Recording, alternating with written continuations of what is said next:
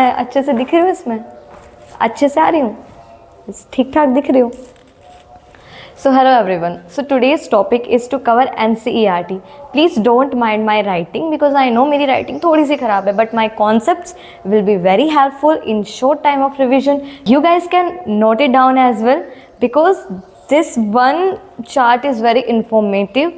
While you would be preparing for UPSC or even you are just going to have a quick knowledge what is inside the NCERT textbooks. So let's start. So सबसे पहले I don't know यार। आपको points दिख रहा है।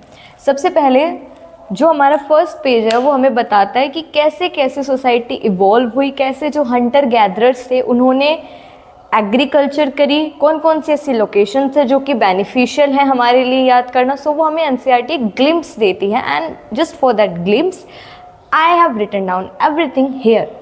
सो the first one is Narmada. Narmada is located near the southern part of India. So Narmada is mainly recognized as skilled gatherers. यहाँ पे जो gatherers थे वो normal gatherers नहीं थे, they are skilled gatherers. Skilled gatherers क्या होता है? जो gatherers जिनको पता है कि कौन से resources कहाँ मिलेंगे, कैसे, जो उनको knowledge थी local areas की. So they were skilled gatherers and they are found at Narmada. Point to be noted. Then आपके आते हैं Kirthar and Sulaiman hills. If this would be India, so यहाँ पे पाकिस्तान वाले एरिया में, जो अफगानिस्तान पाकिस्तान वाला एरिया पड़ता है इस नदर्न साउदर्न पार्ट में, तो वहाँ पे आपकी किरथार और सुलेमान हिल्स मिलती हैं जो कि आपके लिए फेमस है बहुत ही वीट एंड बार्ली के लिए, एंड ये अराउंड 8000 ईयर्स अगो मिले हैं. देन आती है Garo hills and Vindhya hills. You all know Garo, Khasi, Jaintia, these are the 3 hills in north eastern India. So ये 3 हिल्स गारो हिल्स में पर्टिकुलरली और विंध्या जो कि यहाँ पे आपका कहीं पड़ता है, यहाँ पे एग्रीकल्चर के एविडेंस मिले हैं जिसमें पर्टिकुलरली आप राइस के एविडेंस मिले हैं, और ये नॉर्थ ऑफ द विंध्याज में मिले हैं. फिर आपके आते हैं Indus and its tributaries. Harappa civilisation हम सब ने सुनी है. सो इंडस वैली पर यहाँ पे इंडस एंड इट्स ट्रिब्यूटरीज में अर्लीस्ट सिटीज़ मिली हैं जो कि 4700 ईयर्स एगो में मिली है हमें.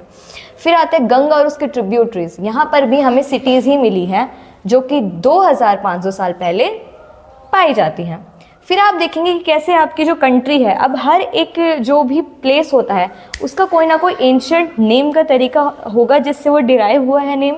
तो ऐसे हम देखते हैं कि जो ग्रीक्स इंडिया में आए, सो इंडिया का जो नेम है ना पर्टिकुलरली, वो everything is just given through the foreigners.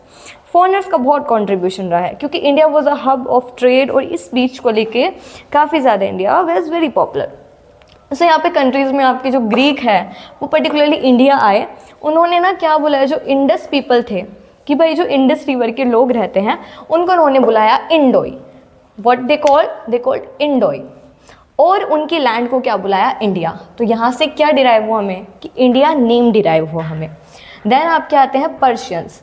अब जो पर्शियंस होते हैं ना बच्चे, वो सिंधु को एस को एच बोलते हैं.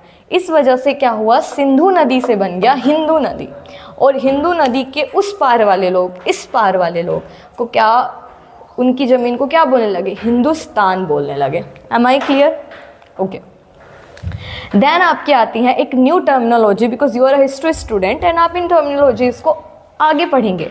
सबसे पहले आता है मनुस्मृति. आज आप बुक्स पढ़ते हो, करिकुलम बुक्स, पहले बुक्स नहीं होती थी. क्या होता था, मनुस्मृति होती थी. मनु एक लेटिन वर्ड है जिसका मतलब होता है हैंड, मतलब कि जो हाथों से लिखी गई हो, that is called Manusmriti.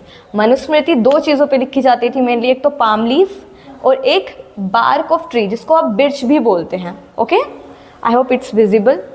And then आपका आता है इंस्क्रिप्शंस. इंस्क्रिप्शन कोई भी राइटिंग बच्चे जो कि किसी हार्ड सरफेस पे लिखी हो उसे क्या बोलेंगे हम, इंस्क्रिप्शंस बोलेंगे. देन आता है आपका हिस्टोरियन. हिस्टोरियन कौन है, historian who study the past and sources such as manuscript, inscription and archaeology. एक ऐसा बंदा जो पास्ट को पढ़ता है, मनुस्मृतिज को एनालाइज करता है या फिर इंस्क्रिप्शंस को पढ़ता है, वो बंदा जो पता लगाता है इतिहास में क्या हुआ, उसे क्या बोलते हैं, हिस्टोरियन बोलते हैं. अब आपका एक आता है आर्कियोलॉजिस्ट.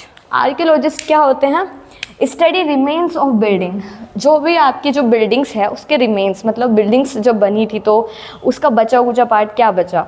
फॉर एग्जांपल जब रेलवेज बनाई गई थी ब्रिटिशर्स के थ्रू, तो उस टाइम पे ना जो आपकी जो ब्रिक्स मिली उन लोगों को, दे सोट कि उन्होंने उन ब्रिक्स को यूज़ किया, किस चीज़ में यूज़ किया, फर्दर चीज़ें बनाने के लिए। तो वो जो ब्रिक्स थी वो क्या थी, रिमेन्स थे। किसके रिमेन्स थे, घर के रिमेन्स थे। तो study remains of building made of stone, brick, painting, sculptures, ये सबको आर्कियोलॉजिस्ट एनालाइज करता है। स्कल्पचर क्या होता है, मॉडर्न ज़माने में स्कल्पचर्स यू कैन से, शोर नहीं करो बेटा, शोर नहीं करो, okay.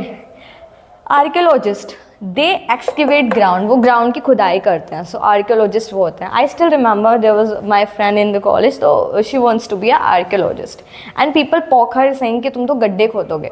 But archaeology is a very tough job and I must say कि बिना किसी चीज़ का आइडिया हुए बिना हमें बात नहीं करनी चाहिए उस चीज़ के बारे में। रोजेटा, यहाँ पे एक आपका लास्ट में एनसीईआरटी के बॉक्स मिलेगा जिसमें रोजेटा है। रोजेटा एक स्मॉल टाउन है इजिप्ट के अंदर। वहाँ से क्या मिला है, एक स्क्रिप्ट मिली है। उस स्क्रिप्ट को जब हम डेसिफर किए, हम मीन्स ऑब्वियसली कौन डेसिफर करेगा, हिस्टोरियंस, आर्कियोलॉजिस्ट को मिली, हिस्टोरियंस उसका डेसिफर करेंगे। एंड उसमें क्या है, क्वीन क्लियोपैट्रा का जिक्र है, जो कि एक बहुत ही फेमस क्वीन थी इजिप्ट की एंशिएंट टाइम्स में। So that's it for today's video. I hope आपको इस चैप्टर का एक आइडिया मिला हो। उसके बाद आपको कुछ नहीं करना, you can just remember this points and you can go through only one reading and your chapter is fully completed, trust me. So bye-bye. If you found anything misbehaving in this video, you can comment down. आपको कुछ पूछना है, you can comment down. And don't mind my writing because you are looking writing, but I am looking at knowledge. Thank you so much. Bye.